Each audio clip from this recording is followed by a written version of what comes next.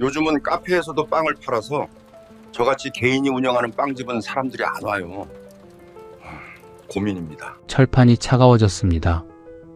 하루에 단팥빵 400개를 구워내던 철판입니다. 그 앞에서 제 허리는 해마다 조금씩 더 굽었고 손등에는 검은 화상 자국이 5군데나 패였습니다. 67이 된 지금도 한여름이면 그 자국이 따끔따끔하게 가렵습니다. 제 몸엔 아직 그 철판의 열이 남아있는데 정작 철판은 영영 식어버렸습니다. 저는 인천 부평주택가 골목에서 아침 햇살 제과점이라는 작은 빵집을 32년 지킨 사람입니다. 20살에 서울 종로 뒷골목에서 반죽을 배웠고 35에 제 이름으로 가게를 열었습니다. 딸 둘을 그 가게에서 대학까지 보냈지요. 한때 동네 사람들이 저희 가게 간판만 보면 저 집 소보로는 서울에서도 못 먹는다라고 했답니다. 그랬던 제가 2024년 가을 셔터를 내리면서 손에 쥔 건 빚 2억 원이었습니다. 32년입니다. 제 청춘과 중년이 통째로 묻힌 세월이 2억이라는 숫자 하나로 정리되는 날, 저는 셔터 앞에 주저앉아 한참을 움직이지 못했습니다. 제가 게을렀던 걸까요? 제가 시대를 못 읽었던 걸까요? 빵을 못 만들어서 이 꼴이 된 걸까요? 오늘은 그 답들을 여러분께 있는 그대로 털어놓으려 합니다. 새벽 불을 켜던 사람이 어쩌다 물류센터 하역장으로 내몰렸는지 처음부터 차근차근 말씀드리겠습니다. 지금 이 순간에도 전국에서 하루 10곳씩 동네 빵집이 문을 닫고 있다고 합니다. 셔터를 내리는 날의 심정은 누구든 저와 똑같을 겁니다. 혹시 여러분 동네에도 오래된 빵집 하나 있지 않으십니까? 그 사장님의 인생이 저와 얼마나 닮아 있을지 한번 들어봐 주시겠어요? 1장. 종로 뒷골목의 20살. 한여름이 되면 제 왼쪽 손등이 근질근질 가려워집니다. 동전만 한 검은 자국이 5군데 패여 있어요. 그 자국 하나하나의 이야기가 한 덩어리씩 붙어 있습니다. 가장 오래된 흉터는 20살 여름 서울 종로 뒷골목에서 생긴 것입니다. 저는 빵집 사장이 되겠다는 꿈 같은 걸 품어본 적 없습니다. 그저 밥벌이 하나 해결하려고 서울행 버스에 오른 게 이 32년짜리 인생의 시작이었습니다. 저는 1957년 인천 부평에서 태어났습니다. 아버지는 부평공단 방직공장 기술자셨고 어머니는 부평시장 어귀에서 생선 좌판을 펴셨습니다. 형제는 넷, 저는 막내였어요. 저는 공부 소질이 없었고 담임 선생님이 대학은 어렵겠다 하셨을 때도 서운하지 않았습니다. 이미 알고 있었거든요.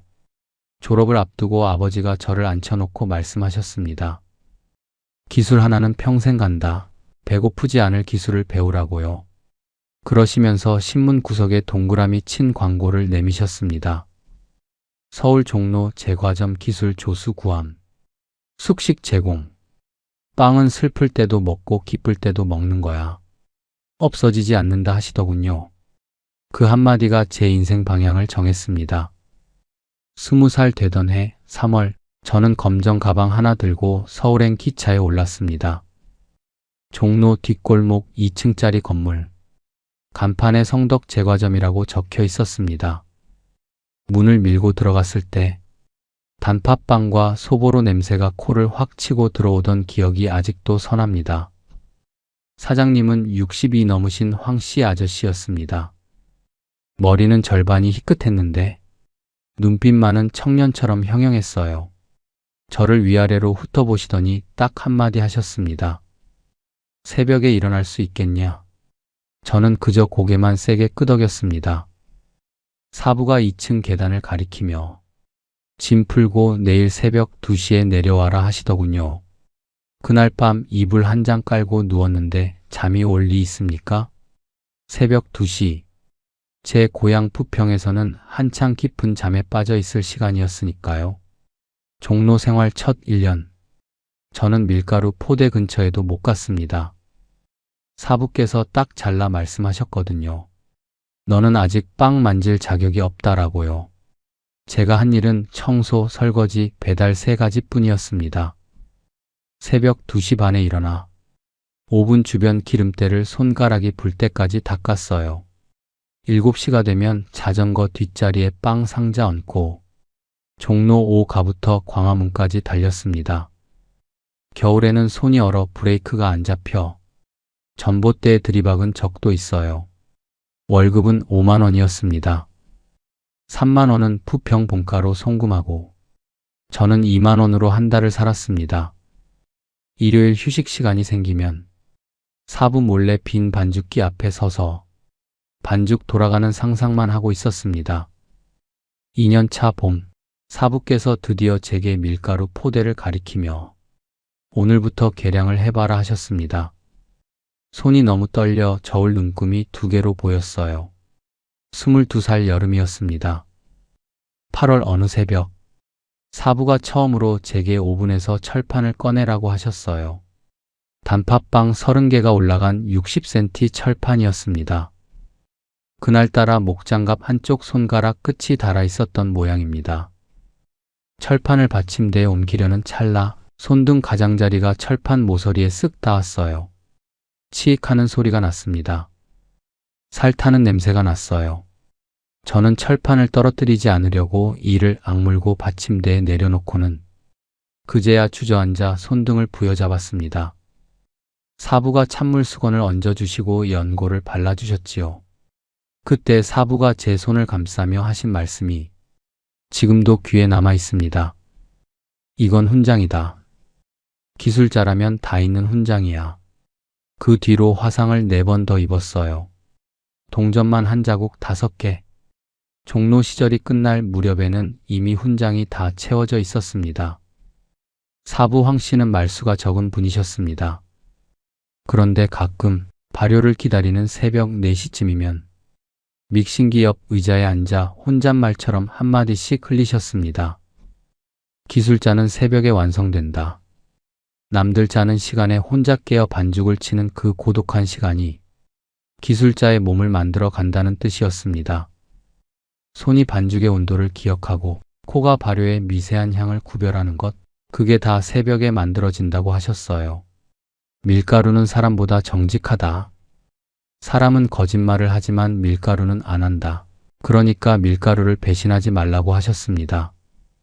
그 말씀이 제 32년 동안 제 등을 받쳐준 기둥이었습니다. 꾸지람 대신 돌아오는 건 늘 다시 해 3글자뿐이었습니다. 그 3글자가 어떤 욕설보다 무서웠어요. 같은 실수를 2번 하면 사부는 아예 말을 끊으셨으니까요. 7년차 가을, 사부께서 처음으로 이제 쓸만해졌다 하셨습니다. 그날 저는 숙소에 돌아와 이불을 뒤집어 쓰고 펑펑 울었습니다. 7회를 기다린 한마디였거든요. 종로에서 저는 20살부터 32까지 12해를 보냈습니다. 25되던 해 겨울, 어머니가 위암으로 돌아가셨습니다. 그 후로 한동안 반죽이 손에 안 잡히더군요. 사부가 그걸 아시고도 아무 말씀 안 하시고 제가 스스로 일어날 때까지 기다려주셨어요. 28배는 아버지가 치매 증상을 보이기 시작하셨습니다. 저는 월급에서 생활비를 보탰어요. 동기생들은 하나둘 결혼을 했지만 제 인생엔 연애라는 게 끼어들 자리가 없었습니다. 돈도 시간도 만나는 사람도 없었으니까요. 종로 시절 제 또래 기술자 2명이 사부 가게를 거쳐갔습니다. 한 명은 2년 만에, 한 명은 5년 차에 그만뒀어요. 끝까지 남은 건 저 혼자였습니다. 사부께서 가끔 너는 끈기 하나는 타고났다 하셨지만 끈기가 아니라 도망갈 곳이 없었던 겁니다. 32 되던 해봄, 부평 고모가 전화를 거셨습니다. 너 맞선 한번 봐라. 좋은 처자가 있다. 맞선 자리는 부평역 근처 다방이었습니다. 저보다 2살 아래 부평 토박이 옷 공장 격리를 본다는 여자였어요. 제가 용기를 내서 한 1000마디가 이랬어요. 저는 빵밖에 할 줄 몰라요. 그 여자가 피식 웃으면서 제 눈을 보더니 이렇게 답했습니다. 저희 아버지도 기술자셨어요. 철도 기관사요. 그 한마디에 제 긴장이 스르르 풀렸습니다. 기술자의 딸이라면 기술자의 삶을 알 거라 생각했거든요. 그해 겨울 우리는 결혼했습니다. 신혼집은 부평 외곽 12평짜리 전셋집이었어요. 저는 주말마다 부평과 종로를 오갔습니다. 34 되던 해 겨울이었습니다. 사부 황 씨가 심한 독감을 앓고 나서 부쩍 약해지셨어요. 그해 2월 사부께서 저를 조용히 불러 앉히시더니 말씀하셨습니다. 나도 이제 그만둬야겠다. 가게는 아들에게 물려준다. 사부의 아들은 빵을 한 번도 만져본 적 없는 사람이었습니다. 저는 며칠 밤 잠을 못 잤습니다. 그새 주인이 저를 어떻게 대할지 아무것도 알 수 없었거든요. 그 무렵 아내가 둘째를 임신 중이었습니다. 어느 주말 신혼집 밥상에서 제가 우물쭈물 고민을 털어놓자 아내가 숟가락을 내려놓고 저를 똑바로 바라보더군요. 여보, 부평으로 내려와요. 아버지가 도와주신다고 하셨어요. 우리 가게 시작해봐요. 장인이 퇴직금에서 2천만 원을 떼어주시겠다는 말씀이었습니다. 아내가 몇 달 전부터 장인과 조용히 상의해 왔던 거였어요. 그 한마디를 듣는 순간 저는 처음으로 제 가게라는 걸 구체적으로 상상해 봤습니다. 아침 햇살이 드는 골목 모퉁이, 제 이름이 걸린 간판, 제 손으로 반죽을 침빵이 진열대에 올라간 모습, 심장이 뛰기 시작했습니다. 12해 동안 잠들어 있던 무언가가 가슴 속에서 눈을 떴어요. 그게 꿈이라는 단어와 가장 가까운 무언가였던 것 같습니다. 2장. 아침 햇살이 뜨던 날, 전봇대에 붙였던 전단지 한 장이 남아 있습니다. 어느 구석 상자에서 누렇게 바랜 종이 한 장을 발견했어요. 아침 햇살 제과점 개업, 단팥빵 1,000원. 제가 35살 때 손수 쓴 글씨였습니다.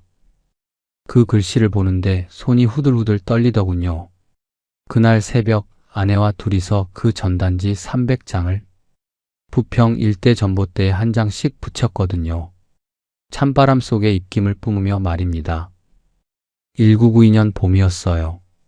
장인께서 2천만 원을 내주셨고 부평 농협에서 제 이름으로 3천만 원을 대출받았습니다. 종로에서 모은 제 돈 1,500만 원까지 전부 합쳐 6,500만 원으로 가게를 차려야 했습니다. 부평 일대를 2달 넘게 걸어 다녔습니다. 오전에는 가게 자리 보러 다니고 저녁에는 아내와 머리 맞대고 상의했어요. 역세권 큰 길 캐는 힘들겠어. 보증금만 5,000달러네. 아내는 제 손을 꼭 잡고 말했어요. 큰 길가 아니어도 돼요. 사람 발길 닿는 골목이면 돼요. 당신이 만든 빵은 입소문 탈 거예요. 결국 정한 자리가 부평주택가 초입이었습니다. 학교 2곳이 500m 안에 있었고 아파트 단지 3곳이 걸어서 닿는 거리였어요. 15평 모퉁이 가게. 보증금 2천만 원, 월세 60만 원이었습니다. 공사는 전부 아는 사람 손을 빌렸습니다. 인테리어는 제가 직접 했어요. 벽 페인트 칠부터 진열대, 조명까지 말입니다. 예산이 빠듯했거든요. 오븐 2대, 반죽기 1대, 발효기, 쇼케이스, 싱크대. 새 것은 4천만 원이 넘어 결국 중고를 수소문했습니다.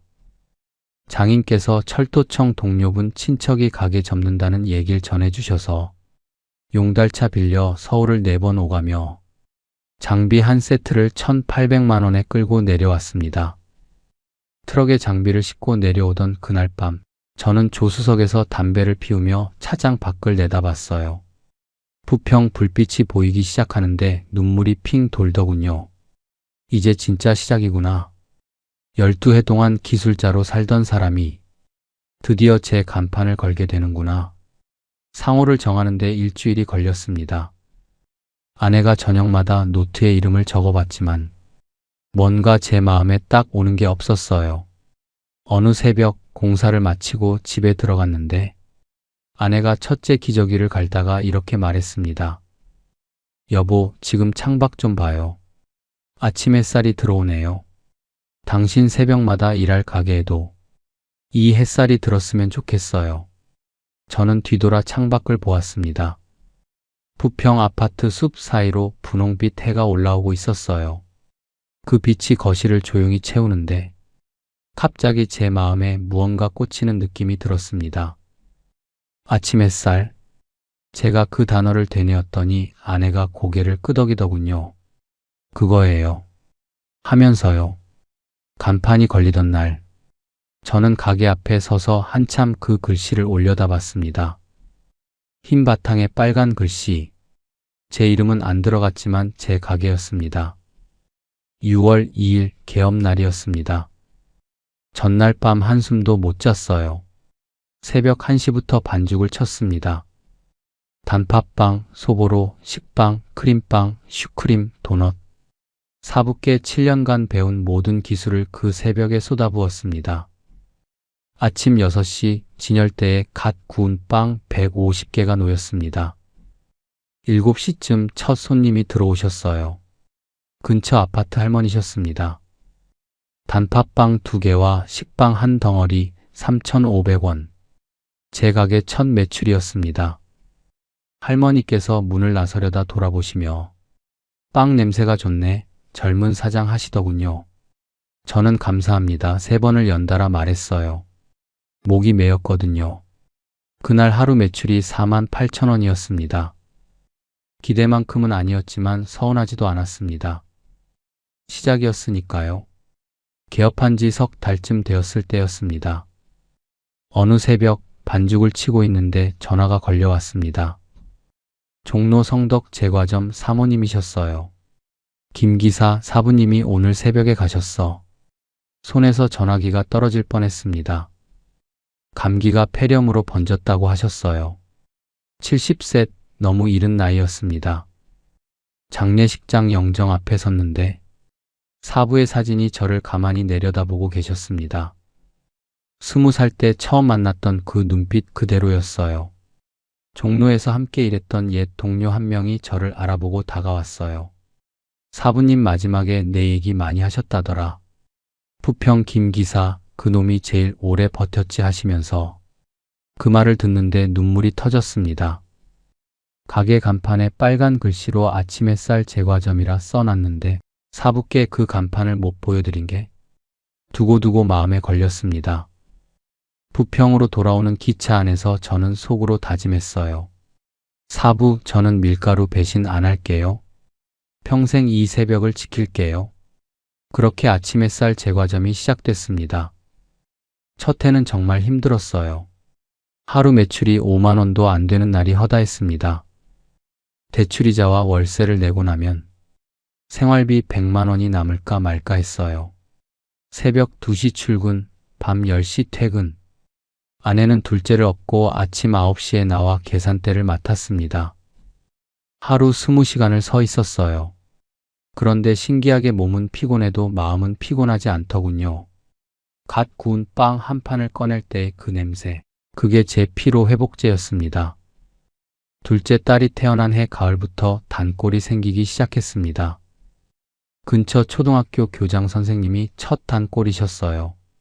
2달쯤 되었을 때 교장 선생님이 이런 말씀을 하시더군요. 사장님 식빵은 다른 데랑 달라요. 쫄깃함이 있어요. 그 한마디에 저는 그날 하루 종일 웃었습니다. 사부께서 밀가루는 정직하다 하셨던 그 말씀이 증명된 순간이었거든요. 3년차 봄, 하루 매출이 처음으로 20만 원을 넘어섰어요. 아내가 여보, 오늘 23만 원이에요. 하고 소리쳤습니다. 우리 부부는 계산대 앞에서 마주보고 웃었습니다. 4년 만의 웃음이었습니다. 아내가 자주 하던 말이 있었습니다. 여보, 저 오븐 불은 절대 꺼지지 않을 거예요. 2년대 중반, 우리 가게는 부평 골목에서 불 꺼지지 않는 집으로 통했습니다. 새벽 2시에 켜진 오븐 불은 밤 10시에야 꺼졌거든요. 20시간. 부평 골목에서 우리 가게 창문만큼 오래 밝은 곳은 없었어요. 그 오븐불이 제게는 등대였습니다. 새벽 3시의 외로움도 버티게 했고 명절에 아이들과 못 놀아준 미안함도 덮어줬어요. 그런데 지금 와서 돌아보면 그 오븐불이 언제부터 흔들리기 시작했는지 저는 그때는 전혀 몰랐어요. 가게가 한창 잘 되던 바로 그 무렵에 이미 제 가게 운명을 뒤흔들 그림자가 부평 골목 입구까지 다가오고 있었거든요. 가게에서 200m 떨어진 사거리에 부동산 개발 플래카드가 걸리기 시작한 게 그해 가을이었습니다. 3장 12시간 줄 서던 시절 주말 아침 8시 줄이 문 밖까지 늘어섰습니다. 2000년대 중반 우리 가게 앞 풍경이 그랬어요. 아파트 단지에서 걸어 나온 사람들이 돌잔치 케이크 주문하겠다고 번호표를 받으려 줄을 섰습니다. 밖에서 보면 별거 아닌 동네 빵집이지만 안에서 보면 전쟁터였습니다. 아내는 주문 받느라 목이 쉬었고 저는 새벽 2시 출근을 새벽 1시로 당겼습니다. 지금 돌이켜보면 그때가 제 인생 정점이었습니다. 2000년대 중반 어느 봄이었습니다. 아내가 장부를 정리하다가 저를 불렀습니다. 여보, 이리 와봐요. 지난달 매출이 4천만 원 넘었어요. 저는 믿기지 않아 장부를 한 장 한 장 다시 넘겨봤어요. 단팥빵 하루 400개, 소보로 300개, 식빵 150덩이, 그리고 케이크 주문이 한 달에 150건. 정말로 4천만 원이 넘더군요. 재료비, 인건비, 월세 빼고 순이익이 한 달 1200만 원이었습니다. 제 인생에서 그렇게 큰 돈을 쥐어본 건 처음이었어요. 그날 저녁 저는 아내에게 작은 금목걸이를 선물했습니다. 결혼할 때 변변한 예물 하나 못 해준 게 10여 년 동안 제 마음에 걸려 있었거든요. 아내가 상자를 열어보더니 한참 말이 없다가 이렇게 말했어요. 여보, 이건 제 선물이 아니에요. 당신이 종로에서 화상 입을 때부터 저랑 같이 모은 선물이에요. 그 한마디에 저는 뒤돌아서서 한참을 울었습니다. 2000년대 중반 저는 직원을 2명 뒀습니다. 20대 제빵사 김군과 김군은 새벽 2시 출근을 밀가루 포대 24개씩 드는 고된 일을 묵묵히 해주더군요. 사부께서 저를 받아주셨던 그 마음을 떠올리며 저도 김군을 정성껏 가르쳤습니다. 정씨 아주머니는 부평시장에서 김밥집을 하다 접으신 분이었는데 할머니 손님들 얼굴 하나하나 다 기억하고 인사를 하셨어요. 특히 2층 아파트에 혼자 사시는 여든 노인이 계셨는데 거동이 불편해 가게까지 못 오시는 분이었습니다. 정씨 아주머니가 매주 토요일 오전에 식빵 한 봉지를 들고 직접 배달을 갔어요. 제가 시킨 것도 아닌데 스스로 하신 일이었습니다. 그 노인이 돌아가신 뒤 아들이 찾아와 정씨 아주머니 손을 붙잡고 울었어요. 어머니가 마지막에 그 빵집 아주머니한테 고맙다고 전해달라고 하셨습니다. 아침 햇살 제과점이 사람 온기가 도는 가게였던 건 저 혼자 이룬 게 아니었거든요. 딸 둘이 초등학교에 다니던 시절이었습니다. 학교가 끝나면 가방을 둘러매고 가게로 달려왔어요. 수지는 주방 구석에서 숙제를 했고 민지는 계산대 옆에서 빵 봉지를 접었습니다. 수지가 초등학교 4학년 때 담임 선생님이 가정통신문에 이렇게 적어 보내셨어요. 수지가 글짓기에서 1등 했습니다. 제목이 우리 아빠의 손이었어요. 아내와 저는 수지 글을 받아들고 가게 뒷방에서 같이 읽었습니다. 우리 아빠는 새벽마다 빵을 만든다. 아빠 손은 밀가루로 하얗고 화상으로 빨갛다. 아빠 손에서 빵 냄새가 난다. 나는 그 손이 세상에서 제일 좋다. 그 글을 읽는데 아내가 먼저 울고 저도 눈물이 뚝뚝 떨어졌어요. 새벽에 아이들 자는 얼굴 못 보고 나가고 밤에 아이들 자는 얼굴 못 보고 들어오는 게 미안했는데 수지는 그 아빠를 그렇게 써준 겁니다. 그해 6월 우리 가게는 최고 매출을 찍었어요. 월 4,800만 원. 하루 평균 150만 원 이상이 나왔습니다. 그 무렵 부평시장 근처에서 50년 사신 여든 할아버지가 이런 말씀을 하셨어요. 김 사장, 우리 동네에 이런 빵집 있어줘서 고맙네. 자네 손으로 구운 단팥빵이 내 아침이야. 그 한마디가 저에게 월 4천만 원보다 값졌습니다. 여름 휴가로 아내와 아이들을 데리고 강원도에 갔어요. 가게 문을 일주일 닫았는데 그게 개업 후 처음이었습니다. 동해 바닷가에서 수지와 민지가 파도를 쫓아 뛰어다녔고 아내는 모래사장에 앉아 제 손을 잡고 있었습니다. 여보, 우리 이만하면 잘 산 거죠? 그럼. 이만하면 잘 산 거야. 그 여름 저는 세상 모든 것을 다 가진 것 같았어요. 그때 저는 몰랐어요. 인생에서 정점이라는 게 그렇게 짧다는 걸. 올라가는 길은 10년이 걸려도 내려오는 길은 한순간이라는 걸. 가게 옆 골목에 30년 된 문구점이 있었습니다. 주인은 박 사장. 저보다 3살 위였고 1954년생 인천 토박이셨어요. 비슷한 시기에 시작한 골목 가게 주인이었습니다. 일요일 점심을 같이 먹는 게 우리의 유일한 공통점이었어요. 박 사장이 제 가게 뒷방으로 건너와 아내가 끓여준 된장찌개에 밥 한 공기를 같이 먹었습니다. 김 사장, 우리 집 애가 고3인데 성적이 영 안 좋아. 우리 수지는 글짓기 1등 했다네요. 아이고 부럽다. 우리 애는 게임만 해. 그런 시답잖은 이야기들이 일요일 점심 메뉴였어요. 박 사장은 돌아갈 때면 꼭 단팥빵 2개를 챙겨 가셨습니다. 우리 애들 간식하시면서요. 그런데 저는 알았습니다. 애들 간식이 아니라 박 사장이 드실 거였어요. 2000년대 중반 어느 가을 아침이었습니다. 담배 한 대 피우려고 사거리 쪽으로 걸어갔는데 건너편 빈 건물 외벽에 커다란 플래카드 하나가 걸려 있더군요. 전날까지는 없던 플래카드였습니다. 붉은 글씨로 이렇게 적혀 있었어요. 베이커리 입점 공사 중. 2년 봄 오픈 예정. 저는 그 자리에 멈춰 섰습니다. 담배가 제절로 꺼지는 줄도 몰랐어요. 베이커리. 전국 매장 1000개 넘는 대형 프랜차이즈가 우리 가게에서 400m 거리에 들어온다는 거였습니다. 가게 앞에 도착해 간판을 올려다 봤습니다. 아침 햇살 제과점.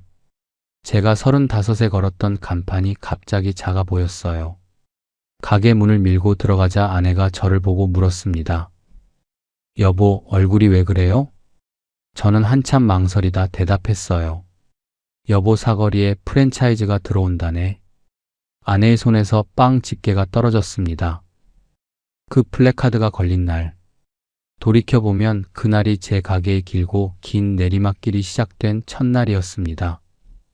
사장. 프랜차이즈의 그림자. 오픈 첫날 제 단골 절반이 그쪽 줄에 서 있었습니다. 2009년 3월 사거리 건너편에 베이커리가 오픈했습니다. 오픈 기념 전 품목 20% 할인. 저는 그날 새벽 4시부터 가게 창문 너머로 그쪽을 내다봤어요. 7시 반이 되자 줄이 100m를 넘어섰습니다. 그 줄 속에 10년 넘게 제 가게 식빵을 사 가시던 단골 대여섯 분의 뒷모습이 보였어요. 원망이 안 들었다면 거짓말이지요. 그런데 원망할 수도 없었습니다. 빵 한 덩이 2,000원 할 걸 1,500원에 준다는데 누가 안 넘어갑니까? 프랜차이즈가 오픈한 지 3개월 만에 월 매출이 3,500만 원에서 2,300만 원으로 떨어졌습니다. 하루아침에 1,200만 원이 사라진 거예요. 아내가 장부를 보며 말했습니다. 여보, 이러다 직원 월급도 못 주겠어요. 저는 반죽을 평소보다 30분 더 돌렸어요. 화가 나니까 손에 힘이 들어가더군요. 사부께서 밀가루는 정직하다 하셨던 그 말씀이 그날만큼은 저를 위로하지 못했어요. 반년쯤 지나자 매출이 2,700만 원 정도로 회복됐습니다. 단골 중 일부가 역시 김 사장네 단팥빵이 맛있어하며 돌아오셨어요. 가장 먼저 무너진 건 케이크였습니다. 프랜차이즈는 캐릭터 케이크를 25,000원에 팔았어요. 저희는 생크림에 과일 올려 정성껏 만든 케이크가 35,000원이었습니다. 맛은 제 것이 월등했지요. 그런데 손님들은 맛보다 이름값을 선택했습니다. 한 달에 150건씩 들어오던 케이크 주문이 60건으로 반토막 났어요. 케이크 가격을 29,000원으로 내렸지만 주문은 돌아오지 않았습니다. 그 무렵 제 가게 케이크로 돌잔치를 했던 한 어머니가 미안한 얼굴로 가게에 들르셨어요. 사장님, 이번 둘째 돌잔치는 저쪽에서 했어요. 시댁 어른들이 브랜드 있는 대로 하라고 하셔서요. 저는 웃으며 괜찮아요, 어머니 했지만 그날 저녁 주방 뒤에서 한참을 서 있었습니다. 2012년 두 번째 프랜차이즈가 들어왔습니다. 이번에는 가게 반대편. 우리 가게 반경 500m 안에 대형 프랜차이즈가 2개가 된 거예요. 정부는 그의 제과점을 중소기업 적합업종으로 지정했지만 이미 들어온 매장은 규제 대상이 아니었습니다. 그 무렵 아내가 허리 디스크로 수술을 받아야 했습니다. 20년 가까이 계산대 앞에 서서 일한 대가였지요. 수술비 400만 원. 가게 형편이 안 좋아도 아내 허리는 더 미룰 수 없었습니다. 아내가 입원해 있는 동안 저는 혼자 가게를 봤습니다. 새벽 2시 출근, 밤 11시 퇴근. 한 달을 그렇게 버텼더니 5kg가 빠지더군요. 아내가 퇴원하던 날 여보, 많이 수척해졌네요 하더군요. 거울을 보니 정말 얼굴이 반쪽이 되어 있었습니다. 쉰이 넘은 몸이 그 강도를 견딜 리 없었어요. 그의 큰딸 수지가 대학에 붙었습니다. 인천 시내 사립대 간호학과 등록금 학기당 400만 원. 둘째 민지도 곧 고3이었습니다. 두 딸 학비가 겹치는 시기가 3년 예정되어 있었어요. 수지가 입학식 전날 저녁에 제 옆에 앉아 이렇게 말했어요. 아빠, 저 장학금 받을 거예요. 아빠 너무 힘들게 하지 않을게요. 괜찮다, 아빠가 다 해줄 수 있어. 그런데 그 말이 나오는 순간에도 저는 알고 있었어요. 괜찮지 않다는 걸. 이미 저는 김군을 내보낸 뒤였거든요. 정씨 아주머니도 62 되시면서 퇴직을 원하셨습니다. 마지막 출근 날 제 손을 잡고 이렇게 말씀하셨어요. 김 사장, 나는 이제 나이가 들어 못 도와드리지만 우리 가게 오래오래 지켜주세요. 이 동네에 이 빵집 없으면 할머니들이 어디서 식빵을 사요. 그 한마디에 저는 고개를 끄덕였지만 속으로는 자신이 없었습니다. 2012년대 후반 배달앱이라는 게 들어왔습니다. 젊은 사장들은 배달앱에 입점해 주문을 받기 시작했어요. 프랜차이즈는 본사에서 앱 관리까지 해줬고요. 아내가 여보, 우리도 해봐야 하지 않을까요? 했지만 저는 배달앱 수수료가 15%라는 걸 듣고 그냥 포기했어요.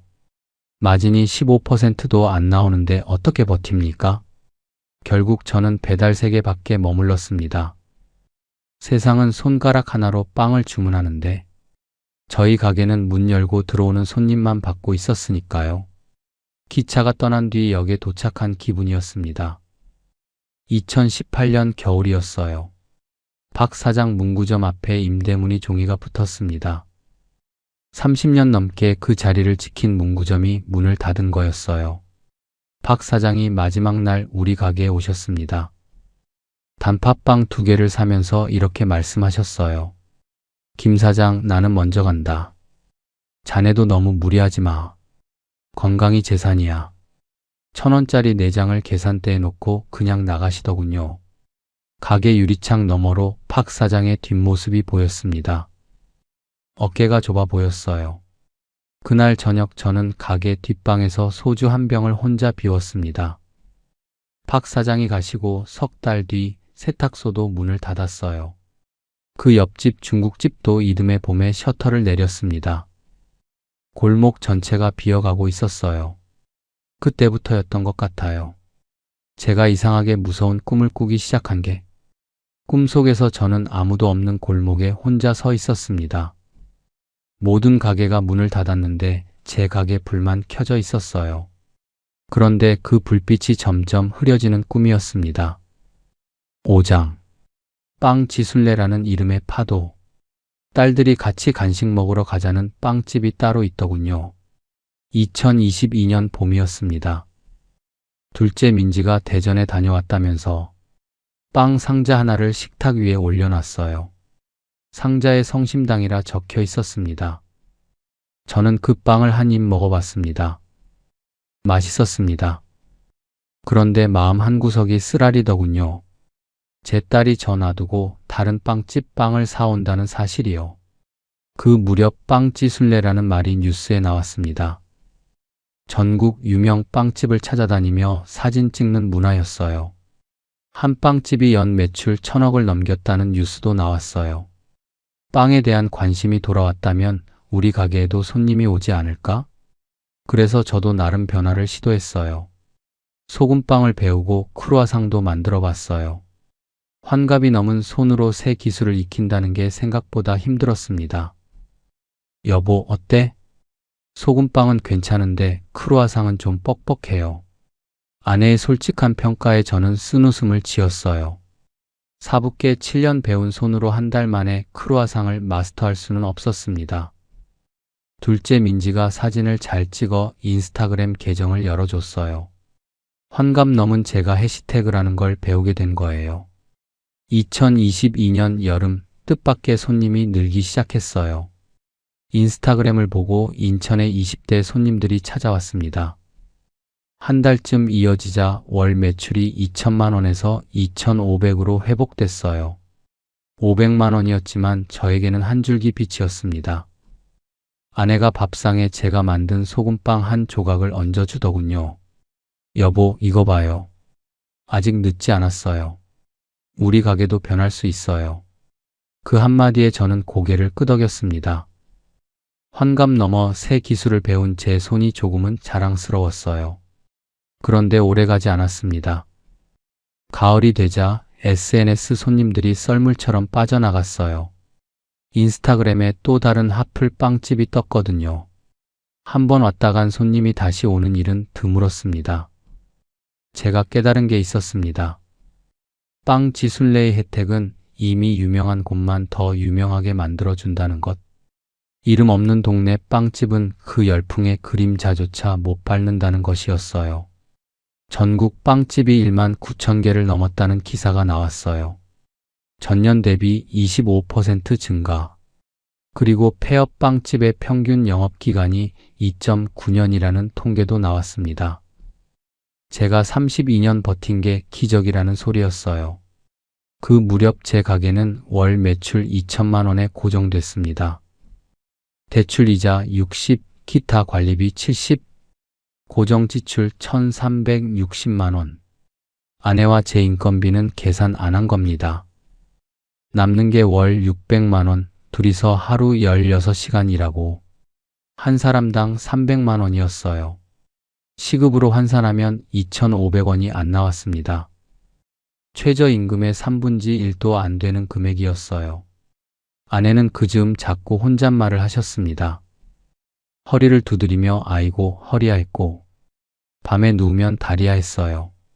저는 그 소리를 들으면서도 여보 조금만 더 버텨보자 했습니다. 그 말 말고 제가 할 수 있는 게 없었거든요. 2022년 하반기 러시아 우크라이나 전쟁이 터졌습니다. 밀가루가 폭발했어요. 20kg 한 포대에 24,000원 하던 게 36,000원이 됐습니다. 50% 인상. 버터는 2kg에 22,000원 하던 게 32,000원, 달걀은 30판에 8,000원 하던 게 12,000원이 됐습니다. 빵 한 개 원가가 20%에서 30% 올라간 겁니다. 저는 빵값을 5% 올렸어요. 단팥빵 2,000원을 2,100원으로. 손님이 빠져나갈까봐 그 이상은 못 올렸습니다. 팔수록 적자가 나는 구조로 바뀐 겁니다. 그해 12월 연간 적자가 3천만 원이라는 사실을 마주했습니다. 12달 동안 매달 250만 원씩 쌓인 거였어요. 그 적자를 메우려면 어디선가 돈을 끌어와야 했습니다. 퇴직금도 없는 자영업자가 어디서 돈을 끌어오겠어요. 대출이었습니다. 그때 저는 몰랐습니다. 대출 창구에 앉는 순간이 제 32년을 완전히 무너뜨리는 첫걸음이라는 걸. 6장. 내 방향의 파도 그리고 친구. 편의점 소보로빵이 1,500원이라는 걸 알았을 때 저는 반죽을 내려놨습니다. 2023년 봄이었습니다. 가게 앞 편의점 유리창에 소보로빵 1,500원 가격표가 붙은 걸 본 날, 저는 반죽을 치다 말고 5분간 손을 놓고 멍하니 서 있었습니다. 저희 가게 소보로가 2,300원이었어요. 편의점이 저희보다 800원이 쌌습니다. 제가 새벽부터 손으로 빚은 소보로보다 공장에서 찍어낸 1,500원 소보로가 더 잘 팔리는 세상이 온 거예요. 편의점 PB빵이 본격화된 게 2022년쯤이었습니다. GS25의 브레디크가 누적 판매 7천만 개를 돌파했고, CU도 자체 빵 브랜드를 내놨습니다. 1,000원짜리 단팥빵에 1,500원짜리 소보로. 24시간 열려있고 집 앞 400m 안에 편의점이 6개였어요. 같은 시기에 저가 커피 브랜드가 폭발적으로 늘어났어요. 커피 1,500원에 크로플, 마들렌, 스콘을 4,000원에 팔았어요. 우리 가게 케이크 한 조각이 4,500원이었는데 저가 커피 세트가 5,000원이니 누가 제 걸 삽니까? 거기에 1,000원 빵집이 들어왔습니다. 모든 빵이 1,000원, 2,000원. 본사가 대량 공급으로 단가를 맞춘다는 얘기가 돌았습니다. 대형 프랜차이즈 2곳에, 편의점 6곳에, 저가 커피 3곳에, 1,000원 빵집 1곳. 반경 500m 안에 빵 파는 곳이 12군데였습니다. 저희 가게 하나와 12개. 그게 2023년 제가 싸워야 했던 숫자였어요. 매출이 2천만 원에서 1,300만 원으로 떨어졌습니다. 하루 매출이 40만 원이 안 되는 날이 생겼어요. 고정 지출을 감당할 수 없는 구조가 된 겁니다. 그해 여름이었습니다. 부평에서 같이 자란 친구 강씨. 초등학교 때부터 친했고 그의 결혼식에서 제가 사회를 봤던 사이였어요. 30년 넘게 우정을 쌓은 벗이었습니다. 강 씨는 젊어서부터 사업 수완이 있었어요. 인테리어 자재 유통업을 했고 한때는 꽤 잘 됐습니다. 우리 가게 인테리어 자재도 강 씨가 원가로 대줬어요. 딸들 대학 입학 때 용돈도 보내준 그런 친구였습니다. 그런데 2023년 6월 강 씨가 제 가게로 찾아왔어요. 평소와 다르게 얼굴이 시커맸습니다. 가게 뒷방에서 커피 한 잔 같이 마시면서 강 씨가 이렇게 말했어요. 김 사장, 부탁이 있네. 내 사업이 은행 대출 연장이 안 되게 생겼어. 보증 한 번만 서줘. 석 달이면 해결될 건데. 저는 잠시 망설였습니다. 그런데 강 씨가 이렇게 덧붙였습니다. 김 사장, 자네 딸 수지 결혼식 때 내가 제일 먼저 축의금 낼 거야. 나 믿어. 석 달이야, 석 달. 30년 우정이었습니다. 저는 2억 원 연대 보증에 도장을 찍었어요. 그게 제 인생 가장 큰 착각이었습니다. 그 도장 하나가 제 32년을 지워버리기까지 걸린 시간은 8개월이었어요. 8개월 내내 저는 그 사실을 몰랐습니다. 매출 감소에 정신이 없었고, 아내 허리가 다시 아파진 일에 정신이 없었고, 둘째 민지 취업이 안 되는 일에 정신이 없었어요. 그 8개월간 저는 여전히 새벽 2시에 일어나 반죽을 쳤어요. 사부께서 말씀하신 기술자는 새벽에 완성된다를 되뇌며 말입니다. 밀가루는 정직했어요. 다만 그 밀가루를 사올 돈이 점점 부족해져 갈 뿐이었어요. 그 8개월은 제게 마지막으로 주어진 일상의 평온이었습니다. 폭풍 앞에 고요 같은 시간이었지요. 지나고 보니 그 8개월이 제 인생 마지막 새벽이었어요. 2024년 2월이었습니다. 어느 저녁 가게로 등기 우편 한 통이 도착했습니다. 겉봉의 은행 여신관리부. 강 씨가 대출을 갚지 못해 연대 보증인인 저에게 채무가 넘어왔다는 통보였습니다. 원금 1억 8천만 원, 이자와 연체료 합쳐 2억 원. 그날 저녁 저는 아내에게 모든 걸 털어놓았습니다. 아내는 한참을 울었어요. 그런 뒤에 이렇게 말했습니다. 여보, 강 씨에게 전화해요. 강 씨의 전화는 꺼져 있었어요. 집으로 찾아갔더니 이미 이사를 가고 없었습니다. 수소문해 보니 강 씨는 다른 지역으로 도망가 버린 뒤였어요. 저 말고도 다른 지인 5명에게 같은 수법으로 보증을 세워놓고 잠적한 거였습니다. 총 채무가 20억을 넘었다는 얘기가 돌았어요. 저는 며칠을 식음을 전폐했습니다. 30년 친구에게 배신당했다는 사실보다 아내에게 2억 원 짐을 지운다는 사실이 더 아팠습니다. 2024년 봄, 저는 오븐 앞에서 잠깐 어지러움을 느꼈습니다. 새벽 3시 반죽을 오븐에 넣고 돌아서는데 갑자기 눈앞이 희미해졌어요. 가게 뒷방에 들어가 누우니 심장이 쿵쾅쿵쾅 뛰었습니다. 병원에 가봤더니 스트레스성 부정맥이라고 하더군요. 사장님, 이대로 가시면 큰일 나요. 일 좀 줄이셔야 합니다. 저는 쓴웃음을 지었어요. 일을 줄이면 당장 대출이자도 못 내는데 어떻게 줄입니까? 그 봄 내내 저는 가끔 오븐 앞에서 어지러워하는 저 자신을 발견했습니다. 67살 몸이 2억 원 무게를 견디지 못하고 있었어요. 32년간 버텨준 제 몸이 처음으로 저에게 항의하는 것 같았습니다. 어느 새벽 어지러움을 참다가 저는 주방 의자에 주저앉았습니다. 천장을 바라보며 이렇게 중얼거렸어요. 사부, 저는 밀가루 배신 안 했어요. 저 친구가 저를 배신한 거예요. 그 말이 입 밖으로 나오는데 눈물이 났습니다. 30년 지기가 2억을 들고 달아난 그 자리에 제 인생이 같이 묻혔다는 걸 그제야 제대로 느꼈어요. 7장.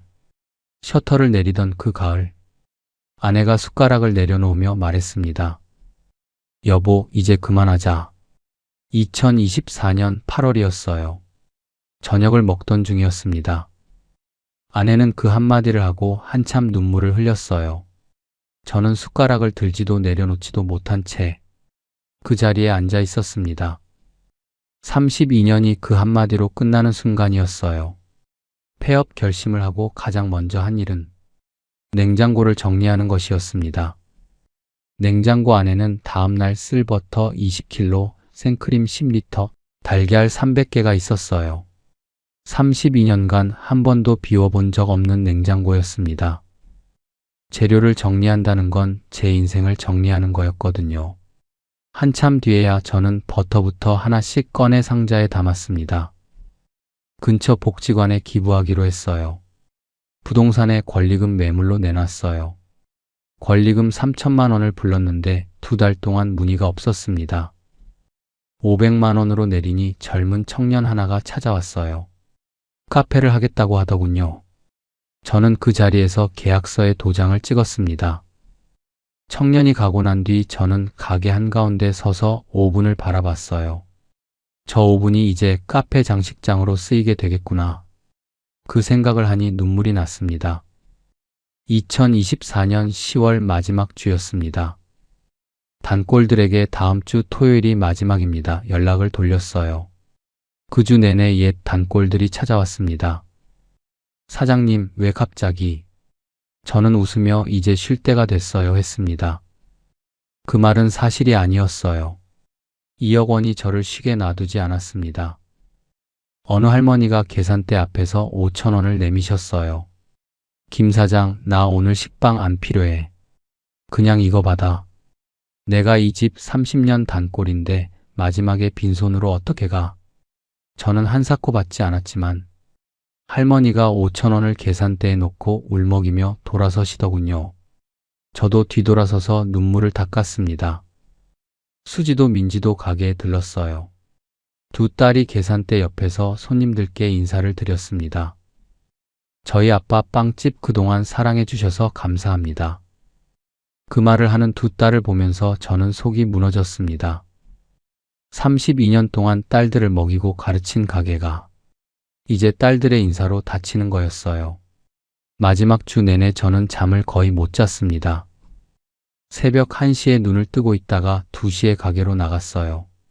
단팥빵, 소보로, 식빵, 크림빵, 도넛. 마지막 일주일 동안 저는 제 손으로 만들 수 있는 모든 빵을 매일 만들었습니다. 사부께서 가르쳐 주신 모든 기술을 그 일주일에 털어 넣었어요. 반죽을 치면서 지난 32년이 스쳐 지나갔습니다.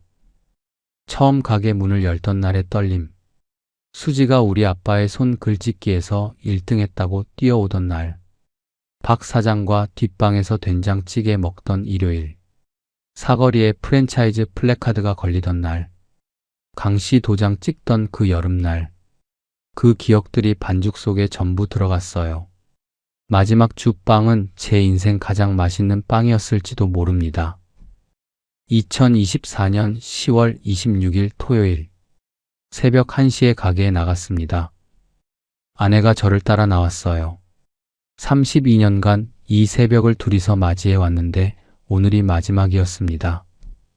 6시에 첫 빵이 나왔고 7시에 문을 열었어요. 그날 하루 동안 가게 앞에 줄이 섰습니다. 32년 단골들이 줄을 선 거예요. 오후 6시 마지막 빵이 팔렸습니다. 소보로빵 1개였어요. 산 사람은 수지의 초등학교 친구였습니다. 30살 넘은 그 청년이 소보로를 받아들고 이렇게 말했어요. 사장님, 저 초등학교 때 수진에 놀러 가면 항상 단팥빵 주셨잖아요. 그게 어릴 적 제일 행복한 기억이에요. 저는 더 이상 말을 이을 수가 없었어요. 그 청년이 가고 가게가 텅 비었습니다. 저는 주방으로 들어가 오븐 전원을 껐습니다. 딸깍. 32년 만에 오븐 불이 꺼지는 소리였어요. 그 소리가 어쩜 그리도 작던지요. 아내가 가게 전등 스위치에 손을 올리고 한참을 서 있었어요. 그러고는 아내 손 위에 제 손을 포개어 함께 스위치를 내렸습니다.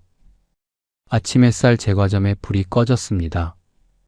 셔터를 내리는데 다리에 힘이 풀렸습니다. 철커덩, 철커덩. 그 소리가 골목에 울려 퍼졌어요. 셔터 내리는 게 이토록 무거운 작업이었나 싶을 정도로 제 팔이 후들거렸어요. 마지막 철커덩 소리가 나고 저는 셔터 앞에 주저앉았습니다. 아내가 옆에 같이 주저앉았어요. 10월 저녁 공기가 차가웠습니다. 여보. 아내가 제 어깨에 기대며 말했어요. 32년 고생 많으셨어요. 저는 아무 말도 못하고 아내 손을 잡았습니다. 그 손이 제가 처음 잡았을 때보다 얼마나 거칠어졌는지 32년 세월이 그 손등에 다 새겨져 있었어요. 밤 10시를 알리는 성당 종소리가 들려올 때쯤 저희는 천천히 일어났어요. 돌아서서 골목을 걸어 나오는데 뒤에서 아침 햇살 제과점 간판이 어둠 속에 잠겨 있었습니다.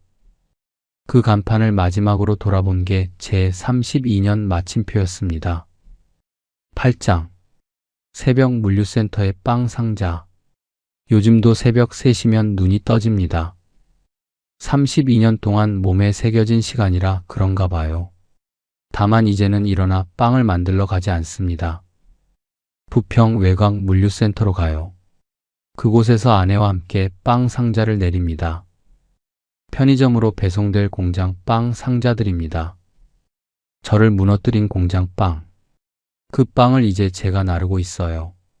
세상이 이런 아이러니를 저에게 준비해 두고 있었을 줄은 몰랐습니다. 폐업하고 석 달을 거의 방 안에서만 지냈습니다. 동네를 걷기가 무서웠어요. 김 사장 빵집 접었다며 하고 묻는 눈빛을 마주할 자신이 없었습니다. 32년 빵집 사장이라 불리던 사람이 하루아침에 실업자가 된다는 건 자존심 문제가 아니라 정체성 문제였어요. 2025년 초 아내가 먼저 말을 꺼냈습니다. 여보, 우리 같이 일 나가요. 빚은 갚아야지요. 아내가 지역 신문에서 물류센터 야간 하역 일을 찾아낸 거였어요. 부부가 같이 할 수 있는 자리였습니다. 새벽 1시 출근, 아침 7시 퇴근. 둘이 합쳐 월 400만 원. 2억 원 빚 이자를 간신히 감당할 수 있는 돈이었어요. 그날 새벽 저는 편의점 납품용 빵 상자를 트럭에서 창고로 옮겼어요. 상자 한 개가 20kg 정도 되는데 밤새 수백 개를 옮깁니다. 허리가 끊어질 것 같았어요. 아내도 옆에서 나랑 같이 상자를 옮겼습니다. 새벽 4시쯤 쉬는 시간에 저는 창고 뒤편에서 담배를 꺼냈어요. 1년 전만 해도 제가 만든 단팥빵이 이 시간에 오븐에서 나왔을 텐데요. 지금은 공장 단팥빵을 나르고 있습니다. 저에게 남은 건 2억 3천만 원 빚이었습니다. 강씨 보증 2억, 가게 운영 대출 잔금 1,800, 폐업 정리 개인 신용 대출 1,200, 이자만 월 120만 원이 나갔어요. 물류센터 월급 400에서 이자 빼면 280, 거기서 월세, 생활비, 병원비 나가면 매달 마이너스였습니다. 원금은 언제 갚나 싶었어요. 67이 70이 되고 70이 80이 돼도 다 못 갚을 돈이었습니다. 제 남은 인생으로 다 못 갚을 빚을 지고 사는 거예요. 한 가지 감사한 건 두 딸이 있다는 거였어요. 큰딸 수지가 월급에서 얼마간을 빚 상환에 보태줬습니다. 둘째 민지도 취업 뒤에 용돈을 보내줬어요. 저는 딸들에게 돈 받는 게 얼마나 미안한지 말로 다 못합니다. 두 딸은 아빠 엄마가 우리 키워주신 세월이 있는데요 하고 말아요. 폐업하고 넉 달쯤 지났을 때 우연히 동네를 지나는데 옛 가게 자리에 새 카페가 들어와 있었어요. 유리창에 OPN 간판이 걸려 있었습니다. 제가 32년 불을 켰던 그 자리에서 이제 젊은 주인이 커피를 내리고 있었어요. 오븐이 있던 자리에 에스프레소 머신이 있었고 진열대가 있던 자리에 테이블이 있었어요. 반죽기가 돌던 주방은 통째로 사라지고 없었습니다. 돌아오는 길에 문득 이런 생각이 들었어요.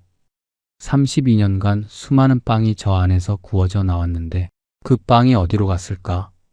사람들 배 속으로 들어갔겠지요. 그러니까 그 빵은 사라진 게 아니라 누군가의 몸과 추억이 된 거예요. 그 생각이 저를 조금 위로했습니다. 32년이 헛되지는 않았다는 걸, 2억 원 빚과는 별개로 제 빵은 사람들 속에서 살아있다는 걸 말입니다. 지난 봄이었어요. 큰딸 수지가 전화를 했습니다. 결혼을 앞두고 있다고요. 같은 병원 선생님과 결혼하기로 한 거였습니다. 2억 원 빚을 진 아버지가 딸에게 무엇을 해줄 수 있겠습니까? 저는 아내 앞에서 수지 결혼식에 내가 가도 되겠나 묻기까지 했어요. 수지는 그 마음을 어떻게 알았는지 이렇게 말했어요. 아빠 32년간 빵 만드시느라 딸 결혼식을 못 가신다는 게 말이 돼요? 아빠가 만든 단팥빵 먹고 저는 자랐는데 아빠 꼭 오셔야 해요. 저는 전화를 끊고 방에 들어가 한참을 울었습니다. 결혼식 날 저는 물류센터 일을 하루 빠졌습니다. 새 양복 살 여유가 없어서 가게 운영할 때 입던 낡은 양복을 꺼내 입었어요. 사회자가 혼주 인사말을 청했습니다. 저는 마이크 앞에서 한참 침묵하다 이렇게 말했어요. 제 딸 수지를 지금까지 키워온 건 저와 아내가 아니라 아침 햇살 제과점입니다. 새벽마다 오븐에서 나온 빵이 이 아이를 키웠어요. 그 빵을 사주신 모든 분들께 오늘 감사드립니다. 객석에 앉아 계시던 옛 단골 서너 분이 고개를 끄덕이셨어요. 그분들이 수지 결혼식에 와 주신 거였습니다. 요즘 저는 자주 사부 황씨 생각을 합니다. 밀가루는 사람보다 정직하다. 사부께서 종로 뒷골목 새벽 4시에 제게 해주셨던 그 말씀 덕에 저는 32년을 버텼습니다. 제가 배신당한 건 밀가루가 아니었어요. 밀가루는 끝까지 저에게 정직했습니다. 저를 배신한 건 사람이었고 저를 무너뜨린 건 변하는 세상이었습니다. 그런데 지금도 그 말씀이 맞다고 생각해요. 밀가루는 정직했기에 저를 32년간 먹여 살렸고 사람의 배신은 잠깐이었지만 밀가루의 정직함은 오래갔다고요. 그게 밀가루예요. 그게 빵이에요. 그게 제 32년이었습니다. 이 이야기를 듣고 계시는 여러분께 드리고 싶은 말씀이 있습니다. 첫째, 친구 보증은 서지 마세요. 30년 우정이든 40년 우정이든 사업 자금은 사업자의 몫이고 우정은 우정의 몫입니다. 그 두 가지를 섞으면 우정도 돈도 다 잃습니다. 둘째, 동네 가게가 남아있다면 가끔 들러주세요. 프랜차이즈보다 비싸고 편의점보다 번거로워도 그 안에는 누군가의 20년, 30년이 들어있습니다. 셋째, 여러분의 노후를 지키세요. 자영업은 퇴직금이 없습니다. 사업이 잘 돼도 남기고 안 돼도 남길 수 있을 만큼만 투자하세요. 전 재산을 걸면 망했을 때 돌아갈 곳이 없습니다. 마지막으로 여러분 옆에 계신 분을 소중히 여기세요. 저에게 2억 원 빚보다 더 든든한 건 34년을 함께한 아내입니다. 사람만 남아있으면 무너져도 다시 일어납니다. 저는 오늘도 새벽 1시에 출근합니다. 아침까지 빵 상자를 나르고 해 뜨는 거 보면서 집에 들어가요. 아침 햇살이라는 이름의 제 가게는 사라졌지만 아침 햇살이라는 시간은 여전히 저에게 주어지고 있습니다. 그 시간 속에서 저는 또 하루를 살아갑니다.